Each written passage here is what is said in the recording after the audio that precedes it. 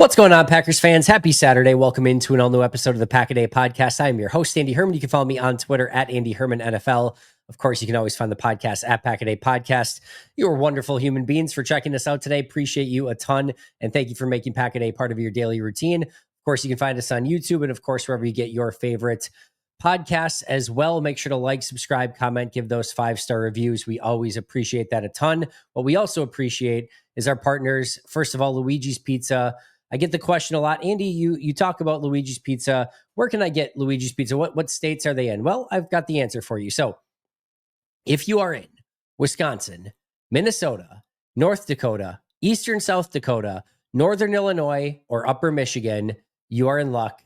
There are Luigi's Pizzas near you. So that's where you can find them. If not, it just gives you another excuse to come to Green Bay, check out a Packers game, and get yourself some Luigi's Pizzas. So that's where you can get them. Again, Wisconsin, Minnesota, North Dakota, Eastern South Dakota, Northern Illinois, and Upper Michigan. You can always reach out to them to see exactly the stores. They are great at getting back to you on social media at Luigi's Pizza. And of course, you can find them over on luigispizza.com as well. Get yourself hooked up with some Luigi's Victory Pizzas. They're good all the time, by the way. Also, if you haven't checked out Alchemy Wealth Management yet, highly recommend doing so. Ryan Nelson, he set this thing up where you can go over to retirewithryan.net and get a free consultation with Ryan. Super simple. You go there. It's for Pack-A-Day listeners only. You can select the time to get the consultation, and it is totally free. It's your retirement. You should be looking into this. If you're not already, now's the perfect time to do so. Check it out again over with Ryan Nelson at retirewithryan.net for Alchemy Wealth Management. You can also get a free guide, The Retirement Tax Bomb, and how to diffuse it over there. I really appreciate that he set this up for our Pack-A-Day listeners. So again, make sure to check that out when you have a chance, retirewithryan.net. Also want to shout out our brand new Pack-A-Day podcast YouTube members, Kevin Terry, Mamope, Ryan Hatton, Jason Brooks, Ritz, Rachel Cook, Dustin Updike, Jake Zingler, and Aaron Nemitz. Thank you guys so much for signing up. A great time to become a member. In season is always awesome. Those weekly chats with Aaron Nagler, bonus content from Ross Uglum, Pack-A-Day member Q&As. Definitely a great time to be a Pack-A-Day podcast YouTube member. So if you haven't checked those out yet, make sure to do that as well. Let's get into the injury report right now for the Browns. Out is Mike Hall Jr. He has not played all year. It seems like it's been a struggle for him to kind of get ramped back up. So he remains out. Questionable are Joel Bitonio. They're really good left guard. That's going to be one to really keep an eye on for this game. DeAndre Carter, their kick returner, punt returner. Jack Conklin, their starting tackle. And then Andre Schmidt, their kicker, also had to have an MRI, and that could complicate their kicker position. It's one of those interesting ones where Schmidt's not that good, so you might just prefer that he's okay. I don't know that you want to see them maybe going and replacing him at the moment, but either way, some issues at the kicker position for Cleveland. Their offensive line's a little bit beat up. Not sure they're going to have their primary kick returner, punt returner. And again, Mike Hall Jr. is the one player that we know is going to be out for them. For Green Bay, technically, Jaden Reed is out. We know that already. They just haven't put him on IR yet. And then questionable, only 2 players, Zach Tom and Tucker Kraft. Zach Tom did practice all week, so that is noteworthy. Doesn't necessarily mean that he'll play, but it does seem like he will have at least a chance to go out there and earn the opportunity to play if he's healthy enough in warmups and things like that. And then Tucker Kraft, he did not practice. I would be surprised if he played. More on that in just a moment. But, if you don't practice on Friday, that's usually a pretty good sign you're not going to play. I would expect that probably to be the case for Tucker Kraft in this situation. Players who did practice in full and are off the injury report, Aaron Banks, Bo Melton, and Zane Anderson. Melton should be back from the injury. Banks, we already know, is going to be back. He said so in the locker room this week. And then Zane Anderson should look to make his debut on the 2025 season as well. So good news for the most part there on the injury front, even though we would love that injury to Tucker Kraft didn't happen this week. It did. It's not going to be long-term by all accounts. And if it takes a couple weeks to get him back, it is what it is. Here's what I would do if I were Green Bay. I'm not playing him in this game for sure. Give it a little bit of time. There's no need to rush him back. You can win this game even without Tucker Kraft, and then make the decision in Dallas, also knowing that it's on turf, and more importantly, you've got the bye the week after, and then you come home to Green Bay and play on your own field. it would seem to me that Cincinnati at home would be the right place to bring Tucker Kraft back if possible. Now, again, we don't know how long this is going to last. We don't know, maybe he's great a week from now and Dallas is no issue whatsoever. If so, that's awesome. But just on the surface, without knowing the great details of it or anything like that, I would definitely say give him the next 2 weeks and then the bye week. And now you're giving him, over 3 months or 3 weeks off and, getting him healthy, hopefully for good before he returns to Cincinnati or against Cincinnati in that home game immediately following the bye week. That's how I would handle it. But again, if he's good enough to go for Dallas, by all means do it. But I'd be very, very stunned if he played in this game. And I think better to take a cautious approach and make sure that Kraft is going to be good for the season rather than trying to rush him back in any way, shape, or form. All right. Couple fun statistics before we get to our main topic for today. Highest amount of double teams per PFF so far for defensive ends. Number 1, Myles Garrett, 75.93%, almost 76% of the time. Over 3 out of every 4 rushes for Myles Garrett, he is being double teamed. That is a astonishing number, and I would expect Green Bay continues that this weekend. Micah Parsons, number 2, 67.74% of the time, he is being double teamed. An absolute ton. And then third was TJ Watt at 66.67%. So not surprising names, Myles Garrett, Micah Parsons, and TJ Watt, but Micah Parsons already the second most double teamed defensive end in the NFL from a percentage standpoint, which again should not be a surprise, but teams are putting a lot of effort and energy into slowing him down. Spoiler, it has not worked so far. He is still making a massive impact. Another fun statistic. Per PFF, Matthew Golden leads PFF in their raw separation grade, which means that from a pure separation standpoint, getting away from opposing corners, defensive backs, he is best in the league so far. There's a reason in my grades episode, I said this past week that Matthew Golden was my 3rd highest graded player despite not catching a pass. He was targeted twice, was 0 for 2 with 0 yards. And he was my 3rd highest graded offensive player. And no, that's not because the offense just graded poorly and he got it by default. No, he was really good in that game. He was constantly getting separation and should have been paid off with at least 2 touchdowns on the throws if Love was able to hit him in stride. He looked really impressive. It's not a surprise to me that his separation score is that high. It just goes to show you there's a lot of opportunity and there's a lot of raw natural talent there for Matthew Golden. And as he gets more and more opportunity and they start throwing him the ball a little bit more, looking his way a little bit more, getting in that rhythm and timing, I would expect him to take off in a pretty significant way. It's just going to happen. You can't get open that easily and just not get the ball. They're going to have to make him a pretty legitimate piece of this offense at some point if that continues. And I think that's going to come this week as he gets more and more of those slot snaps, which I think is even going to be more conducive to him getting more separation. There's more two-way goes. It makes it more complicated. And just the fear that he can strike into opposing defensive backs because he can just run by you as well. He's going to be a really good player. Don't let the box score stats get to you at this point. Again, best raw separation grade so far per PFF. That's huge. That's really, really huge. Separation is the name of the game as a wide receiver. And right now, through 2 weeks, small sample size, Matthew Golden has done it better than everyone. All right, let's get into our main topic for today. I want to talk about 5 players that I just don't think we've discussed enough. For good or bad or whatever, there's been a lot of buzz on Micah Parsons, some of the defensive ends, and the pass rush, the defense in totality, variety of different players on offense, Keyshawn Nixon breaking up passes on defense. There's been a lot of players we have talked about, but the 5 today, I think, have been mostly quiet. I just wanted to spend a little bit more time on them. And the number 1 player I really wanted to go over, just spending a little bit more time on today, was Carrington Valentine. Valentine has been fantastic through 2 weeks so far. Now, again, all of this is a small sample size. I understand that, but Keyshawn Nixon last week deservedly got all the buzz for the 5 pass breakups, but Carrington Valentine deserves a ton of credit as well. He's got a 79.3 PFF grade so far, plus 0.6 grade from me, which is solid through 2 weeks. He's been targeted 6 times. He's given up 2 completions for 20 yards and a touchdown.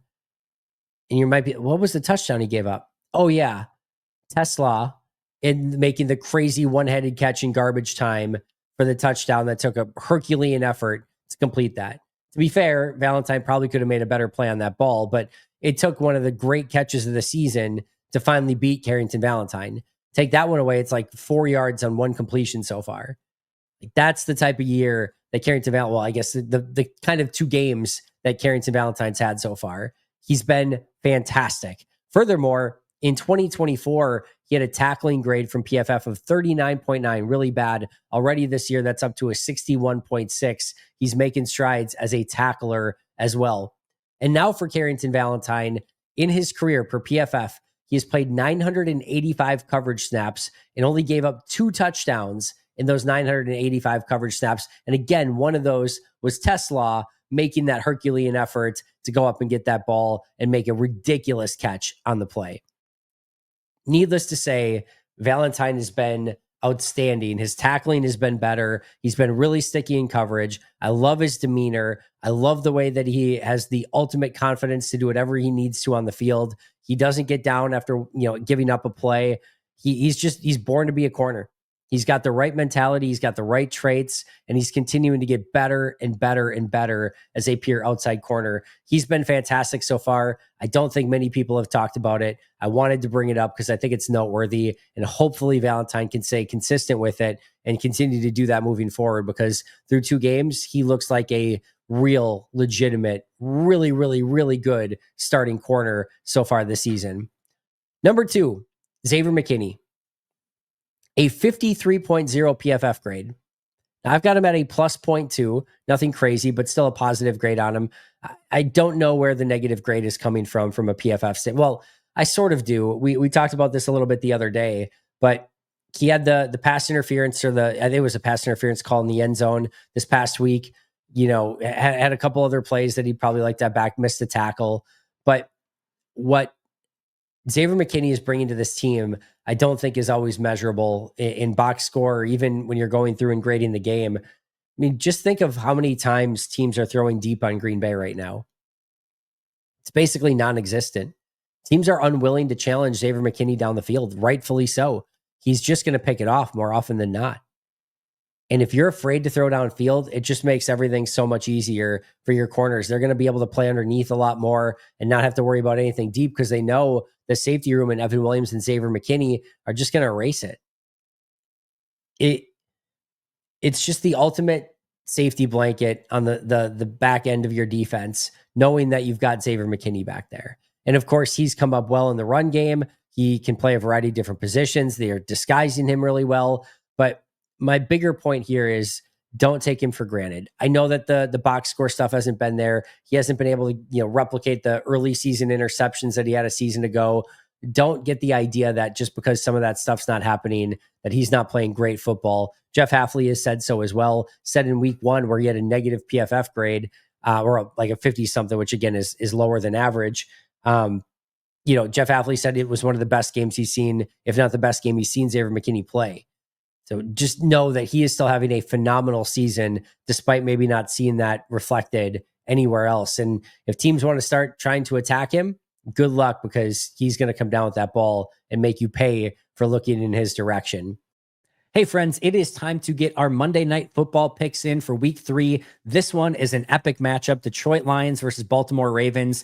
This has the ability to have some fireworks and some big time point production. I cannot wait. Obviously some NFC North implications as well, but this is a great one to get those sleeper picks in for. Let's get to it right away. I'm going Lamar Jackson, more than 48.5 rushing yards. In these big games, we like to see Lamar Jackson be the playmaker that he is. I think we're going to see that in this game, especially as Detroit tries to slow down both Derrick Henry and the deep passing attack. There's only so many things you can watch for. And with Lamar Jackson, Detroit likes to play a lot of man-to-man defense. We'll see if they switch that up in this game. But if they do, there could be some real rushing opportunities for Lamar Jackson in this one. Next up is Sam Laporta, more than 41.5 receiving yards. Laporta's had a little bit of a slow start to the season. I think that changes in this game. I think he's due for a big performance, and I think you'll see him attack the middle of that Baltimore Ravens defense. And then last but not least, more than a half touchdown for Derrick Henry.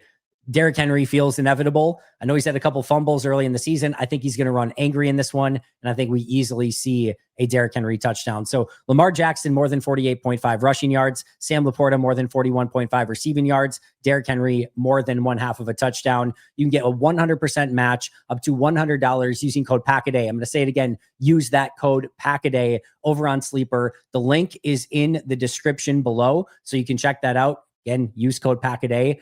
And just make sure that you know that terms and conditions can apply, and you can check out Sleeper for all those terms and details. But I'll say it one more time, $100 match, 100% match up to $100 by using that code PACKADAY. Make sure you check it out.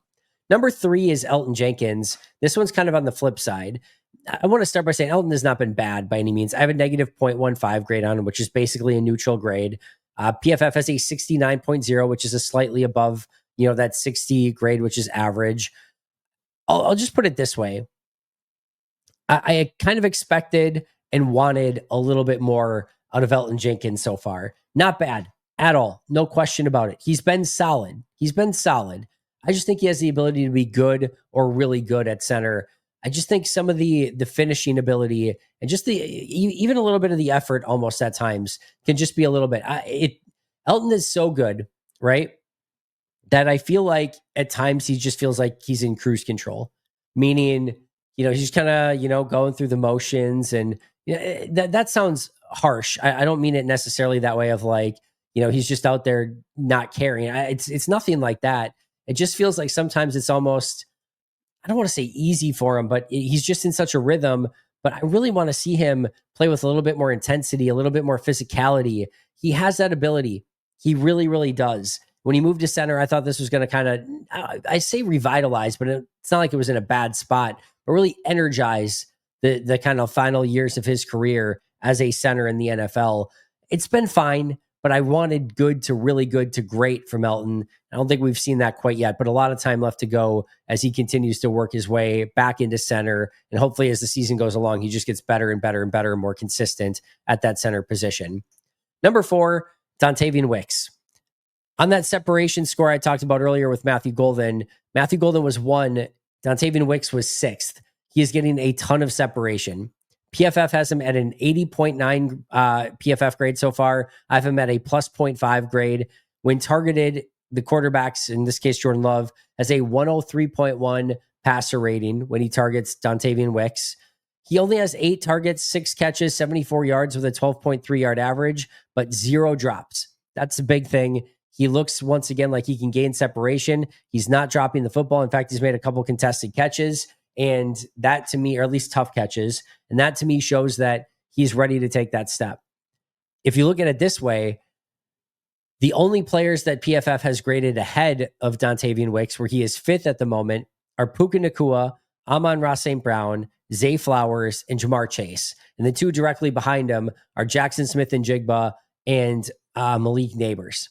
That is unbelievable company to be in. If I told you that Dontavian Wicks was in the same company of Puka Nacua, Amon-Ra St. Brown, Zay Flowers, Jamar Chase, Jackson Smith-Njigba, and Malik Neighbors through the start of the 2 weeks of the regular season, you'd probably be pretty ecstatic about it. He's been fantastic. I'm super excited about where he is. Never, ever, ever sold my Dontavian Wicks stock, and it looks like that may pay off because he is working hard. You can tell he's blocking on the outside, and I'm really excited to see him get even more opportunity, likely in the near future with Jaden Reed out and Christian Watson not back yet. I would expect Dobbs, Wicks, and Golden play a ton in this offense. And then last but not least, number 5, Savion Williams. 69.6 PFF grade, had plus 0.05 grade from me. It's not about that. I'm not worried about the grades there, things like that. He's played 14 snaps on offense.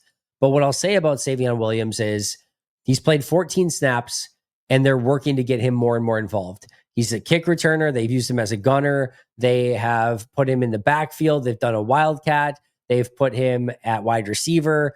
We're just starting to scratch the surface of what Savion Williams is capable of doing. But I just love the fact that Green Bay is already getting him involved in this offense in certain packages and certain plays and making it so that he is a focal point of some of those plays. I've said it before, I'll say it again, was my favorite tape study of anybody that I've done this offseason. That includes Micah Parsons amongst others.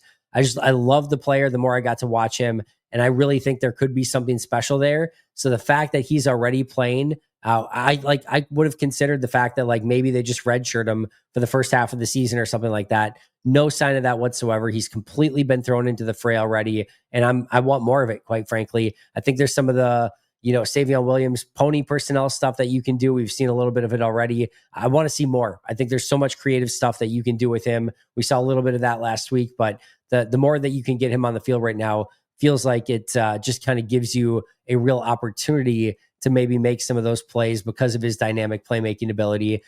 You don't need to rush it. You don't need to make it so that he is, doing too much too fast. You can still take it away, along slowly. But I just do really, really love the fact that he is getting involved in this offense right away. And I don't think that that should go unnoticed. So my 5 players we haven't talked about much that I wanted to talk about today: Carrington Valentine, Xavier McKinney, Elton Jenkins, Dontavian Wicks, and Savion Williams. Shout out to 2 other players.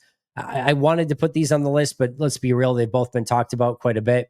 Devonte Wyatt, he's just playing unbelievable. To not only play way more snaps and still be effective against the pass, but also be far better against the run than he has been in his career, in my opinion, like holding up against double teams. I've been so impressed with Devonte Wyatt this season. And we're starting to see legitimate, true first round Devonte Wyatt show up. Took a little bit of time, but if that's who he is moving forward for the next few years, I would gladly sign up for that. He has been a stud so far this season. And then Evan Williams is the other one. Again, we know, but he and Xavier McKinney have made this unbelievable tandem in the back of the secondary. Williams looks phenomenal. I could not be more thrilled with the way that he's playing. He's sticky in coverage. He's aggressive. He's a good tackler. He's everything that you want and is a perfect complement to Xavier McKinney.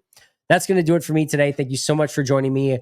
Tomorrow will be the pregame show or preview show. And then I've got a live pregame show before the game from probably 11 to noon. And then a live postgame show as soon as it's done. So keep an eye out for that. Shout out to PJ Wynn, John Wild, Brandon Paletta, Boom Handle, Donald Lee, Lori Lord, Baby QB, David McCluskey, Donald Decker, Alex Wong, Peter Rataka, Jay Zimmerman, B. Brown, Puerto Rican Packer, Dan Guestford, Dylan Pat Scott, SoCal Pack, Chris Rager, Izzy Roberts, Ian Ewing, Carl Delgado, Willie Winkle, Stinkle, Jen Wright, The Gable Storm, Pack Attack Cast, Chris Weish, Craig, John Demetropoulos, Hayden Radomski, Devin Lane, Ganzusa, Alexander Newell, Dan Miller, and Titletown T.